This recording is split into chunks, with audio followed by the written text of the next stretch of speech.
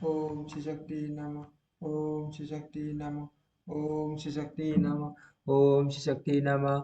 ये ययाति के शरीर में जरावस्था का प्रवेश, काम काम कन्या से भेंट, पुरु का यौवन दान, ययाति का काम कन्या के साथ प्रजा वर्ग सहित वैकुंठ धाम गमन। सुकर्मा कहते हैं, पीपल महाराज ययाति कामदेव के गीत, नृत्य और ललित हास्य से मोहित होकर स्वयं भी नट स्वरूप हो गए। वे मल मूत्र का त्याग करके आए और पैरों को धोए बिना ही आसन पर बैठ गए। ये सिद्ध पाकर वृद्धावस्था तथा कामदेव ने राजा के शरीर में प्रवेश किया। नरश्रेष्ठ उन सब ने मिलकर इंद्र का कार्य पूरा कर दिया। नाटक समाप्त हो गया। सब लोग अपने अपने स्थान को चले गए। तत्पश्चात धर्मात्मा राजा ययाति जरावस्था से पराजित हुए। उनका सिर काम भोग में आसक्त हो गया। एक दिन वे काम युक्त होकर वन में शिकार खेलने के लिए गए। उस समय उनके सामने एक हिरण निकला जिसके चार चार सींग थे। उसके रूप की कहीं तुलना नहीं थी। उसके सभी अंग सुंदर थे। रोमावलियां सुनहरे सुनहरे रंग की थी। मस्तक पर रतन सा जुड़ा हुआ प्रतीत होता था। सारा शरीर चित्त कबरे रंग का था। वह मनोर्मर्ग देखने ही योग्य था। राजा धनुष बाण लेकर बड़े वेग से उसके पीछे दौड़े। मर्ग भी उन्हें बहुत दूर ले गया और उनके देखते देखते वहीं अंतर्ध्यान हो गया। राजा को वहां नंद वन के समान एक अद्भुत वन दिखाई दिया। यह जो सभी गुणों से युक्त था। उसके पीछे राजा ने एक बहुत सुंदर तालाब देखा जो 10 योजन लंबा और 5 योजन योजन चौड़ा चौड़ा था। सब सब और कल्याण में जल से भरा वह सर्वत्र भद्र नामक तालाब दिव्य भावों से शोभा पा रहा था। राजा रथ के वेग पूर्वक चलने से खीन हो गए थे। परिश्रम के कारण उन्हें कुछ पीड़ा हो रही थी। अत सरोवर के तट पर ठंडी छाया का आश्रय लेकर बैठ गए। थोड़ी देर बाद स्नान करके उन्होंने कमल की सुगंध से सुवासित सरोवर का शीतल जल पिया। इतने में ही उन्हें अत्यंत मधुर स्वर में गाया जाने वाला एक दिव्य संगीत सुनाई पड़ा जो ताल और मूर्छा से युक्त था। राजा तुरंत उठकर उस स्थान की ओर चल दिए जहाँ गीत की मनोहर ध्वनि हो रही थी। जल के निकट एक विशाल एवं सुंदर भवन था। उसी के ऊपर बैठकर रूपशील और गुणों से सुशोभित एक सुंदरी नारी मनोहर गीत गा रही थी। उसकी आंखें बड़ी बड़ी थी। रूप और तेज उसकी शोभा बढ़ा रहे थे। सरासर जगत में उसके जैसी सुंदरी स्त्री दूसरी कोई नहीं थी। महाराज ययाति के शरीर में जरायुक्त काम का संचार पहले ही हो चुका था। उस स्त्री को देखते ही वह काम विशाल रूप में प्रकट हुआ। राजा का कामाग्नि से जलने और काम जबर से पीड़ित होने लगे। उन्होंने इस सुंदरी से पूछा, सुबह आप कौन है, किसकी कन्या हो, आपके पास ये कौन बैठी है। कल्याणी, मुझे सब बातों का परिचय दो। मैं नहुष का पुत्र हूँ। मेरा जन्म चंद्रवश में हुआ है। पृथ्वी के सातों द्वीपों पर मेरा अधिकार है। मैं तीनों लोगों में विख्यात हूँ। मेरा नाम ययाति है। सुंदरी, मुझे दूसरे काम मारे डालता है। मैं उत्तम उत्तम चील से युक्त हूँ। मेरी रक्षा करो। आपके समागम के लिए मैं अपना राज्य, समूची पृथ्वी और ये शरीर भी अर्पण कर दूंगा। ये तीनों की आकी हैं। राजा की बात सुनकर सुंदरी ने अपनी सखी विशाल को उत्तर देने के लिए प्रेरित किया। तब विशाला ने कहा, नरश्रेष्ठ, ये रति की पुत्री है। इसका नाम अशु बिंदुमती है। मैं इसके प्रेम और स्वॉर्ड बस सदा इसके साथ रहती हूँ। हम दोनों में स्वाभाविक मित्रता है जिससे मैं सर्वदा प्रसन्न रहती हूँ। मेरा नाम विशाला है। मैं वरुण की पुत्री हूँ। महाराज, मेरी यह सुंदरी सखी योग्य वर की प्राप्ति के लिए तपस्या कर रही है। इस प्रकार मैंने आपसे अपनी इस सखी का तथा अपना भी पूरा पूरा परिचय दे दिया। ययाति बोले, सुबह मेरी बात सुनो। ये सुंदर मुख वाली रति कुमारी मुझे ही पति रूप में स्वीकार करे। यह बाला जिस जिस वस्तु की इच्छा करेगी वह सब मैं इसे प्रदान करूंगा। विशाला ने कहा, राजन, मैं इसका नियम बतलाती हूँ, पहले उसे सुन लीजिए। स्थिर यौवन से युक्त, सर्व के वीर के लक्षणों से सुशोभित, देवराज के समान तेजस्वी, धर्म का आचरण करने वाले, त्रिलोक पूजित, सुबुद्धि, सुप्रिय तथा उत्तम गुणों से युक्त पुरुष को अपना पति बनाना चाहती है। ययाति बोले, मुझे इन सभी गुणों से युक्त समझो। मैं इसके योग्य पति हो सकता हूँ। विशा विशाला ने कहा, राजन, मैं जानती हूँ आप अपने पुण्य के लिए तीनों लोकों में विख्यात हैं। मैंने पहले जिन जिन गुणों की चर्चा की है वे सभी आपके भीतर विद्यमान है। केवल एक ही दोष के कारण यह मेरी सखी आपको पसंद नहीं करती। आपके शरीर में वृद्धावस्था का प्रवेश हो गया है। यदि आप उससे मुक्त हो सके तो यह आपकी प्रियतमा हो सकती है। राजन, यही इसका निश्चय है। मैंने सुना है पुत्र भ्राता और बत्ती जिसके शरीर में भी इस जलाष्टों को डाला जाए उसी में इसका संचार हो जाता है। अतः आप अपना बुढ़ापा तो पुत्र को दे दीजिए और स्वयं उसका यौवन लेकर परम सुंदर बन जाइए। मेरी सखी जिस रूप में आपका उपभोग करना चाहती है उसी के अनुकूल व्यवस्था कीजिए। ययाति बोले, माँ आगे ये वस्तु मैं आपकी आज्ञा का पालन करूंगा। राजा यति काम भोग में आसक्त होकर अपनी विवेक शक्ति खो बैठे थे। वे घर जाकर अपने पुत्रों से बोले, आप लोगों में से कोई एक मेरी दुखदायिनी जरावस्था को ग्रहण कर ले और अपनी जवानी मुझे दे दे, जिससे मैं इच्छा अनुसार भोग सकूं। जो मेरी वृद्धावस्था को ग्रहण करेगा वह पुत्रों में श्रेष्ठ समझा जाएगा और वही मेरा राज्य का स्वामी होगा। उसको सुख संपत्ति धन धान्य बहुत सी संतानें तथा यश और कीर्ति प्राप्त होगी। तरुण ने कहा, पिताजी इसमें संदेह नहीं कि पिता माता की कृपा से ही पुत्रों को शरीर की प्राप्ति होती है और उसका कर्तव्य है कि वह विशेष चेष्टा के साथ माता पिता की सेवा करे। परंतु महाराज, यौवन दान करने का यह मेरा समय नहीं है। टुल्लू की बात सुनकर धर्मात्मा राजा को बड़ा क्रोध हुआ। वे उसे साफ लेते हुए बोले, आपने मेरी आज्ञा का अनादर किया है। आप सब धर्मों में बहिष्कृत और पापी हो जा। आपको अड्डे पर आपको आपके अड्डे पवित्र ज्ञान से शून्य हो जाए और आप कोढ़ी हो जा। दोनों को इस प्रकार साफ देकर वे अपने दूसरे पुत्र यदु से बोले, बेटा आप मेरी जरावस्था को ग्रहण कर और मेरा अकंटक राज्य भोग। ये सुनकर यदु ने हाथ जोड़कर कहा, पिताजी कृपा कीजिए, मैं बुढ़ापे का भार नहीं ढो सकता। शीत का कष्ट सहना, अधिक रात चलना, कठिन भोजन करना, जिनकी जवानी बीत गई हो ऐसी स्त्रियों से संपर्क रखना और मन की प्रतिकूलता का सामना करना, ये वृद्धावस्था के 5 हेतु हैं। यदु के यो कहने पर महाराज यति ने कुपित होकर उन्हें भी शाप दिया, जा आपका वंश राजहीन होगा, उसमें कभी कोई राजा न होगा। यदु ने कहा, महाराज मैं निर्दोष हूँ, आपने मुझे शाप क्यों दे दिया? मुझ पर दिन पर दया कीजिए। प्रसन्न हुई ये यति बोले, बेटा मान देवता भगवान विष्णु सब आपके वंश में अपने अंश सहित अवतार लेंगे। उस समय आपका कुल पवित्र शाप से मुक्त हो जाएगा। राजा राजा ययाति ने कुरु को शिशु समझकर छोड़ दिया और शर्मिष्ठा के पुत्र पुरु को बुलाकर कहा, बेटा आप मेरी वृद्धावस्था ग्रहण कर ले। पुरु ने कहा, राजन मैं आपकी आज्ञा का पालन करूंगा, मुझे अपनी वृद्धावस्था दीजिए और आप ही मेरी युवावस्था से शुद्ध रूप धारण कर उत्तम भोग भोगिए। ये सुनकर माँ मनस्वी राजा का चित्त अत्यंत प्रसन्न हुआ। वे पुरु से बोले, माँ मते आपने मेरी वृद्धावस्था ग्रहण की और अपना यौवन मुझे दिया, इसलिए मेरे दिए हुए राज्य का उपभोग कर। अब राजा की बिल्कुल नई अवस्था हो गई। वे 16 वर्ष के तरुण प्रतीत होने लगे, देखने में अत्यंत सुंदर, मानो दूसरे कामदेव हो। महाराज ने पुरु को अपना धनुष, राज्य, शस्त्र, घोड़ा, हाथी, धन, खजाना, देश, सेना, शबर और व्यंजन सब कुछ दे डाला। धर्मात्मा नहुष कुमार अब कामात्मा हो गए थे। हो गए हो गए हो गए वे कामासक्त होकर बारंबार उस स्त्री का चिंतन करने लगे। उन्हें उन्हें अपने पहले भूटान का स्मरण न रहा। नई जवानी पाकर वे बड़ी शीघ्रता के साथ कदम बढ़ाते हुए अश्र बिंदुमती के पास गए। उस समय उनका सिर काम से उन्मत्त हो रहा था। वे विशाल नेत्रों वाली विशाला को देखकर बोले, भद्रे मैं प्रबल दोष रूप वृद्धावस्था को त्याग कर यहाँ आया हूँ। अब मैं तरुण हूँ, अतः आपकी सखी मुझे स्वीकार करे। विशाला बोली, राजन आप दोष रूपा जलाष्टों को त्याग कर आए हैं, यह बड़ी अच्छी बात है, परंतु अब भी आप एक दोष से लिप्त हैं जिससे यह आपको स्वीकार करना नहीं चाहती। आपकी दो सुंदर नेत्रों वाली स्त्रियां हैं, शर्मिष्ठा और देव यानी ऐसी दशा में आप मेरी सखी के वश में कैसे रह सकेंगे? जलती हुई आग में समा जाना और पर्वत के शिखर से कूद पड़ना अच्छा है, किंतु रूप और तेज से युक्त होने पर भी ऐसे पति से विवाह करना अच्छा नहीं है जो सौंदर्य रूपी विष से युक्त हो। यद्यपि आप गुणों के समुद्र हैं तो भी इसी एक दोष के कारण यह आपको पति बनाना पसंद नहीं करती। ययाति ने कहा, सुबह मुझे देवयानी और शर्मिष्ठा से कोई प्रयोजन नहीं है। इस बात के लिए मैं सत्य धर्म से युक्त अपने शरीर को छूकर शपथ करता हूँ।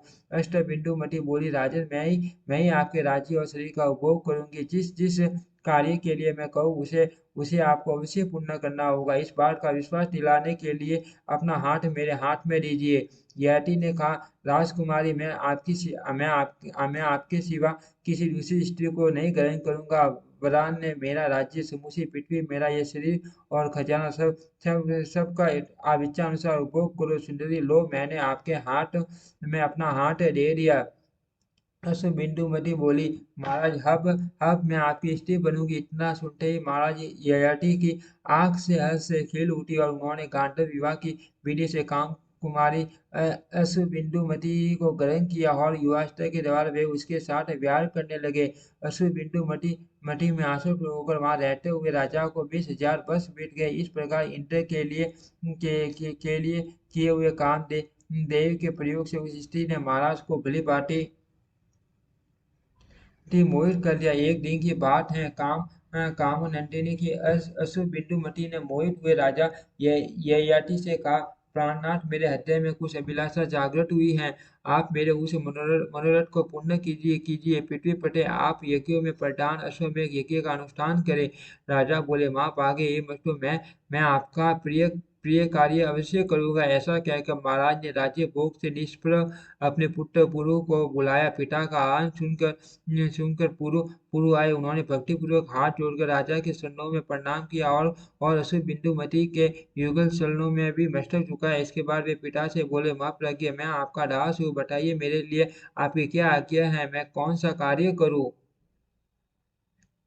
राजा ने कहा, बेटा, पुण्यात्मा ऋत्विजों और भूमिपालों को आमंत्रित करके आप अश्वमेध यज्ञ की तैयारी करो। माँ तेजस्वी पुरु बड़े धार्मिक थे। उन्होंने पिता के कहने पर उनकी आज्ञा का पुण्यतः पालन किया। तत्पश्चात राजा ययाति ने काम कन्या के साथ यज्ञ की दीक्षा ली। उन्होंने अश्वमेध यज्ञ में ब्राह्मणों और दीनों को अनेक प्रकार के दान दिए। यज्ञ समाप्त होने पर महाराज ने उस सुमुखी से पूछा, बाले, और कोई कार्य भी जो आपको अत्यंत प्रिय हो, बताओ, मैं आपका कौन सा कार्य करूं। ये सुनकर उसने राजा से कहा, महाराज, मैं इंद्रलोक, ब्रह्मलोक, शिवलोक तथा विष्णुलोक का दर्शन करना चाहती हूँ। राजा बोले, महाभागे, आपने जो प्रस्ताव किया है वह इस समय मुझे असाध्य प्रतीत होता है। वह तो पुण्य, दान, यज्ञ और तपस्या से ही साध्य है। मैंने आज तक ऐसा कोई मनुष्य नहीं देखा या सुना है जो पुण्यात्मा होकर भी मृत्यु लोक से इस शरीर के साथ ही स्वर्ग को गया हो। अतः सुंदरी,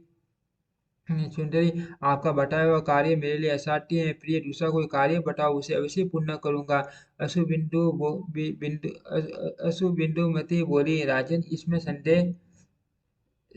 संदेह नहीं कि यह कार्य दूसरे मनुष्यों के लिए सर्वथा असाध्य है, पर आपके लिए तो साध्य ही है। यह मैं बिल्कुल सच सच कह रही हूँ। इसी उद्देश्य से मैंने आपको अपना स्वामी बनाया था। आप सब प्रकार के शुभ लक्षणों से संपन्न और सब धर्मों से युक्त हैं। मैं जानती हूँ आप भगवान विष्णु के भक्त हैं, वैष्णवों में परम श्रेष्ठ हैं। जिसके ऊपर भगवान विष्णु की कृपा होती है वह सर्वत्र जा सकता है। इसी आशा से मैंने आपको पति रूप में अंगीकार किया था। राजन, केवल आपने ही मृत्युलोक में आकर संपूर्ण मनुष्यों को जरावस्था की पीड़ा से रहित और मृत्युहीन बनाया है। नरश्रेष्ठ, आपने इंद्र और यमराज का विरोध करके मृत्युलोक को रोग और पाप से शून्य कर दिया है। महाराज, आपके सम्मान दूसरा कोई भी राजा नहीं। बहुत से पुराणों में भी ये आपके जैसे राजा का वर्णन नहीं मिलता। मैं अच्छी तरह जानती हूँ, आप सब धर्मों के राजा धर्मों के ज्ञाता हैं। आप सब धर्मों के ज्ञाता हैं। राजा ने कहा, बटे, आपका कहना सत्य है। मेरे लिए कोई साध्य असाध्य प्रश्न नहीं है। जगदीश्वर की कृपा से मुझे स्वर्ग लोक में सब कुछ सुलभ है। तथापि मैं जो नहीं जाता हूँ, इसका कारण सुनो। मेरे छोड़ देने पर मानव लोक की सारी प्रजा मृत्यु का शिकार हो जाएगी, इसमें तनिक भी संदेह नहीं है। सुमुखी, यही सोचकर मैं स्वर्ग में नहीं चलता हूँ। यह मैंने आपसे सच्ची बात बताई है। रानी बोली, महाराज, उन लोगों को देखकर मैं फिर मृत्यु लोक में लौट आऊंगी। इस समय उन्हें देखने के लिए मेरे मन में इतनी उत्सुकता हुई है जिसकी कहीं तुलना नहीं। राजा ने कहा, देवी, आपने जो कुछ कहा है उसे निसंदेह पूर्ण करूंगा। अपनी प्रिया अशुभ बिंदुमती से यूं कहकर राजा सोचने लगे, मृत्युस्य से पानी के भीतर रहता है, किंतु वह भी जाल से बढ़ जाता है। स्वर्ग में या पृथ्वी पर जो स्थावर आदि प्राणी है, उन सब पर काल का प्रभाव है। एकमात्र काल ही इस जगत के रूप में उपलब्ध होता है। काल से पीड़ित मनुष्य को मंत्र, तप, दान, मित्र और बंधु बांधव कोई भी नहीं बचा सकता। विवाह, जन्म और मृत्यु ये काल के रचे हुए तीन बंधन हैं। ये जहाँ जैसे और जिस हेतु से होने को होते हैं होकर ही रहते हैं। कोई मेट उन्हें नहीं सकता। उपद्रव, आघात, दोष, सर्प और व्याधियां ये सभी कर्म से प्रेरित होकर मनुष्य को प्राप्त होते हैं। आयु, कर्म, धन, विद्या और मृत्यु ये पांच बातें जीव के गर्भ में रहते समय समय ही रच दी जाती हैं। जीव को देव तत्व, मनुष्य तत्व, पशु पक्षी आदि दीर्घ योनियां और स्थावर योनियां ये सब कुछ अपने अपने कर्मानुसार ही प्राप्त होता है। मनुष्य जैसा करता है वैसा भोगता है। उसे अपने किए हुए को ही सदा भोगना पड़ता है। वह अपना ही बनाया हुआ दुख और अपना ही रचा हुआ सुख भोगता है। जो लोग अपने धन और बुद्धि से किसी वस्तु को अन्यथा करने की युक्ति रखते हैं वे भी अपने पूर्वार्जित सुख दुखों का उपभोग करते हैं। जैसे बछड़ा हजारों गौओं के बीच में खड़ी होने पर भी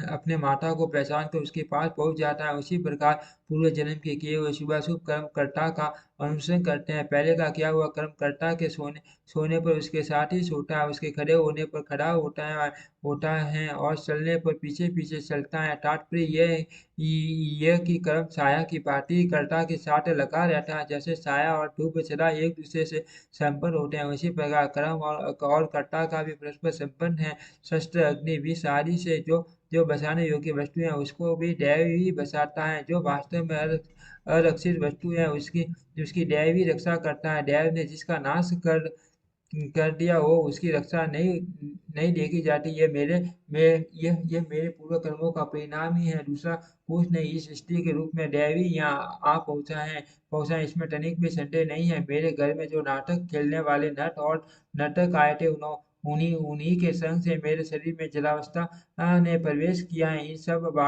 बातों को मैं अपने कर्मों का ही परिणाम मानता हूँ। इस प्रकार की चिंता में पढ़कर राजा ययाति बहुत दुखी हो गए। उन्होंने सोचा, यदि मैं प्रसन्नतापूर्वक इसकी बात नहीं मानूंगा तो मेरे सत्य और धर्म दोनों ही चले जाएंगे। इसमें तनिक भी संदेह नहीं है। जैसा कर्म मैंने किया था उसके अनुरूप ही फल आज दृष्टिगोचर हुआ है। यह निश्चित बात है कि देव का विधान टाला नहीं जा सकता। इस तरह सोच विचार में पड़े हुए राजा ययाति सबके क्लेश दूर करने वाले भगवान श्री हरि की शरण में गए। उन्होंने मन ही मन भगवान मधुसूदन का ध्यान और नमस्कार पूर्वक स्तवन किया तथा कातर भाव से कहा, लक्ष्मीपते मैं आपकी शरण में आया हूँ, आप मेरा उद्धार कीजिए। सूर्यमा कहते हैं, परम परमात्मा राजा ययाति इस प्रकार चिंता कर ही रहे थे कि रति कुमारी देवी अशु बिंदुमती ने कहा, राजन, अन्यान्य प्राकृत मनुष्य की भांति आप दुखपूर्ण चिंता कैसे कर रहे हैं जिसके कारण आपको दुख हो। वह कार्य मुझे कभी नहीं करना है। उसके यूं कहने पर राजा ने उस बारंगना से कहा, देवी, मुझे जिस जिस बात की चिंता हुई है उसे बताता हूँ, सुनो। मेरे स्वर्ग चले जाने पर सारी प्रजा दीन हो जाएगी, तथापि अब मैं आपके साथ स्वर्गलोक को चलूंगा। यो कहकर राजा ने अपने उत्तम पुत्र पुरु को जो सब धर्मों के ज्ञाता वृद्धावस्था से युक्त और परम बुद्धिमान थे बुलाया और इस प्रकार का, धर्मात्मन, मेरी आज्ञा से आपने धर्म का पालन किया है। अब मेरी वृद्धावस्था दे दो और अपनी युवावस्था ग्रहण करो। खजाना, सेना तथा सवारियों सहित मेरा यह राज्य तथा समुद्र सहित समूची पृथ्वी को भोगो। मैंने इसे आपको ही दिया है। दुष्टों को दंड देना और साधु पुरुषों की रक्षा करना आपका कर्तव्य है।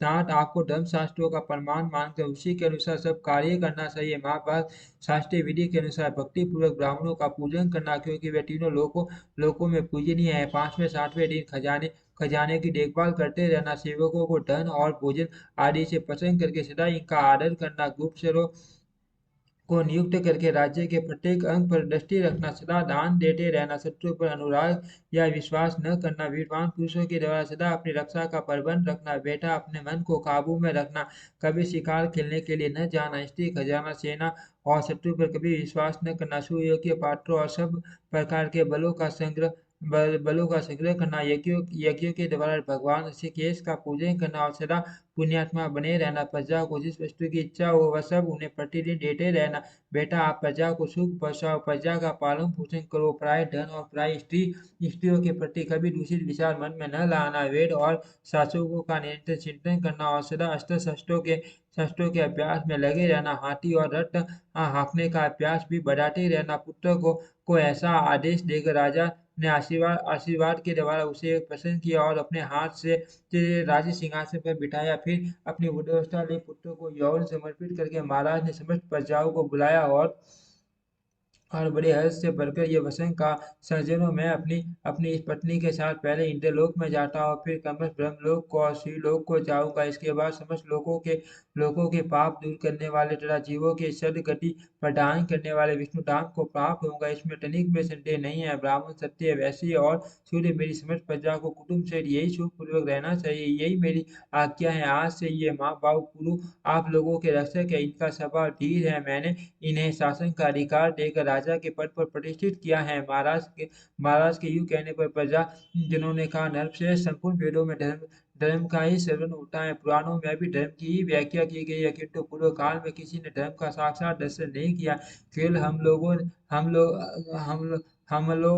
ने ही संत वंश में राजा नूश के घर उत्पन्न हुए। आपके रूप में उस दशांग धर्म का साक्षात्कार किया है। महाराज आप सत्य प्रिय ज्ञान विज्ञान संपन्न पुण्य की मान राशि गुणों के आधार तथा सत्य के ज्ञाता है। सत्य का पालन करने वाले मान ओजस्वी पुरुष परम धर्म का अनुष्ठान करते हैं। आपसे बढ़कर दूसरा कोई पुरुष हमारे देखने में नहीं आया। आप जैसे धर्म पालक एवं सत्यवादी राजा को हम मन वाणी और शरीर किसी की भी क्रिया द्वारा छोड़ने में असमर्थ है। महाराज जब आप ही नहीं रहेंगे तब स्थिर धन भोग और जीवन लेकर हम क्या करेंगे। अर्थ राजेंद्र, अब हमें यहाँ रहने की कोई आवश्यकता नहीं, आपके साथ ही हम भी चलेंगे। प्रजाजनों की यह बात सुनकर राजा ययाति को बड़ा बड़ा हर्ष हुआ। वे बोले, आप सब लोग परम पुण्यात्मा हैं, मेरे साथ चले। यो कहकर वे काम कन्या के साथ रथ पर सवार हुए। वह रथ मंडल के समान जान पड़ता था। सेवक गण हाथ में शबर और व्यंजन लेकर महाराज को हवा कर रहे थे। राजा के मन में किसी प्रकार की पीड़ा नहीं थी। उनके राज्य में ब्राह्मण क्षत्रिय वैश्य तथा शूद्र सभी वैष्णव थे। इनके सिवा जो अनटेयस थे, उनके मन में भी भगवान विष्णु के प्रति भक्ति थी। सभी दिव्य माला धारण किए तुलसी दलों से शोभा पा रहे थे। उनकी संख्या अरबों खरबों तक पहुंच गई। सभी भगवान विष्णु के ध्यान में तत्पर और जप एवं दान में संलग्न रहने वाले थे। सबके सब विष्णु भक्त और पुण्यात्मा थे। उन सब ने महाराज के साथ दिव्य लोकों की यात्रा की। उस समय सबके हृदय में मान आनंद छा रहा था। राजा ययाति सबसे पहले इंद्रलोक में गए। उनके तेज पुण्य धर्म और तपोबल से और लोग भी साथ साथ गए। वहां पहुंचने पर देवता गंधर्व किन्नर तथा सन्नों से देवराज इंद्र उनके सामने आए और उनका सम्मान करते हुए बोले, महाभाग आपका स्वागत है, आइए मेरे घर में पधारिए और दिव्य पावन एवं मनोरम भोगों का उपभोग कीजिए। राजा ने कहा, देवराज आपके सन्नान बिंदों में प्रणाम करके हम लोग सनातन ब्रह्मलोक में जा रहे हैं। ये कहकर देवताओं के मुख से अपनी स्तुति सुनते हुए वे ब्रह्मलोक में गए। वहाँ मुनिवरों के साथ माँ तेजस्वी ब्रह्मा जी ने अद्यादि सुविस्तृत उपचारों के साथ उनका आतिथ्य सत्कार किया और कहा, राजन आप अपने शुभ कर्मों के फल स्वरूप विष्णुलोक को जाओ। ब्रह्मा जी के यूं कहने पर वे पहले श्रीलोक में गए। वहां भगवान शंकर ने पार्वती जी के साथ उनका स्वागत सत्कार किया और इस प्रकार कहा, महाराज आप भगवान विष्णु के भक्त हो, अतः मेरी भी अत्यंत प्रिय हो, क्योंकि मुझ में और विष्णु में कोई अंतर नहीं है। जो विष्णु है वही मैं हूँ और मैं हूँ तथा मुझे को विष्णु समझो। पुण्यात्मा विष्णु भक्त के लिए भी यही स्थान है। अतः महाराज आप यहाँ इच्छा अनुसार रह सकते हो। भगवान शिव के यूं कहने पर श्री विष्णु के प्रिय भक्त ययाति ने मस्तक झुकाकर उनके चरणों में भक्ति पूर्वक प्रणाम किया और कहा, मारे आपने इस समय जो कुछ भी कहा है सत्य है। आप दोनों में वस्तुतः कोई अंतर नहीं है। एक ही परमात्मा के स्वरूप की ब्रह्मा विष्णु और शिव तीन रूपों में अभिव्यक्ति हुई है। तथापि मेरी विष्णु लोक में जाने की इच्छा है, अतः आपके चरणों में प्रणाम करता हूँ। भगवान शिव बोले, महाराज हे विष्णु आप विष्णु लोक को जाओ। उनकी आज्ञा पाकर राजा ने कल्याण में भगवती उमा को नमस्कार किया और उन परम पावन भक्तों के साथ वे विष्णु धाम को चल दिए। ऋषि और देवता सब और खड़े हो उनकी स्तुति कर रहे थे। गंधर्व किन्नर सेन पुण्यात्मा सारन साध्य विद्याधर 49 मरुदगण 8 वसु 11 रुद्र 12 आदित्य लोकपाल तथा समस्त लोग की चारों ओर उनका गुणगान कर रहे थे। महाराज ययाति ने रोग शोक से रहित अनुपम विष्णु लोक का दर्शन किया। सब प्रकार की शोभा से संपन्न सोने के विमान उस लोक की सुषमा बढ़ा रहे थे। चारों ओर दिव्य सटा छा रहे थे। वह मोक्ष का उत्तम धाम वैष्णवों से शोभा पा रहा था। देवताओं के वहाँ भीड़ भीड़ सी लगे थे। नहुष नंदन ययाति ने सब प्रकार के डाल से रहित उस दिव्य धाम में प्रवेश करके गए। कलेशहारी भगवान नारायण का दर्शन किया। भगवान के ऊपर चंडोवे टने हुए थे जिनसे उनकी बड़ी शोभा हो रही थी। वे सब प्रकार के आभूषण और पीठ वस्तुओं से विभूषित थे। उनके वक्षस्थल में श्री वत्स का सीना शोभा पा रहा था। सबके मान आश्रय भगवान जगन्नाथ लक्ष्मी के साथ गरुड़ पर विराजमान थे। वे ही प्रार्थना परमेश्वर हैं। संपूर्ण देवलोकों की घटी परमानंद में कैवल्य से सुशोभित है। बड़े बड़े लोग पुण्यात्मा वैष्णव देवता तथा गंधर्व उनकी सेवा में रहते हैं। राजा येठी ने अपनी पत्नी से निकट जाकर गंधर्वों के द्वारा सेवित देववंश से घिरे दुख क्लेशहारी प्रभु नारायण को नमस्कार किया तथा उनके साथ जो अन्य वैष्णव पधारे थे उन्होंने भी भक्तिपूर्वक भगवान के दोनों शरण कमलों में मस्तक झुकाया। परम तेजस्वी राजाओं को प्रणाम करते देख भगवान ऋषिकेश ने कहा, महाराज मैं आप पर बहुत संतुष्ट हूँ। आप मेरे भक्त हो। अर्थ आपके मन में यदि कोई दुर्लभ मनोरथ हो तो उसके लिए वर मांगो, मैं उसे निसंदेह पूर्ण करूंगा। राजा बोले, मधुसूदन जगत पते देवेश्वर, यदि आप मुझ पर संतुष्ट हैं तो सदा के लिए मुझे अपना दास बना लीजिए। भगवान श्री विष्णु ने कहा, महाभाग ऐसा ही होगा। आप मेरे भक्त हो, इसमें तनिक भी संदेह नहीं है। राजन, आप अपनी पत्नी के साथ सदा मेरे लोक में निवास करो। भगवान की ऐसी आज्ञा पाकर उनकी कृपा से महाराज ययाति ब्रह्म प्रकाशमान विष्णु लोक में निवास करने लगे। सूर्यमा कहते हैं, पीपल जी, यह संपूर्ण पाप नाशक सहित मैंने आपको सुना दी। संसार में राजा ययाति का दिव्य एवं शुभ जीवन सहित परम कल्याणदायक तथा पितृभक्त पुत्रों का उद्धार करने वाला है। पिता की सेवा के प्रभाव से पुरु को राज्य प्राप्त हुआ। पिता माता के समान अभिष्ट फल देने वाला दूसरा कोई नहीं। जो पुत्र माता के बुलाने पर हर्ष में भरकर उसकी ओर जाता है उसे गंगा स्नान का फल मिलता है। जो माता और पिता के शरण पकड़ता है वह माँ यशस्वी पुत्र यशस्वी पुत्र उन दोनों की कृपा से समस्त तीर्थों के सेवन का फल भोगता है। उनके शरीर को दबाकर व्यथा दूर करने से अश्वमेघ यज्ञ का फल मिलता है। जो भोजन और वस्त्र देकर माता पिता का पालन करता है उसे पृथ्वी का दान पुण्य प्राप्त होता है। गंगा और माता सर्वतीर्थ मई मानी गई हैं।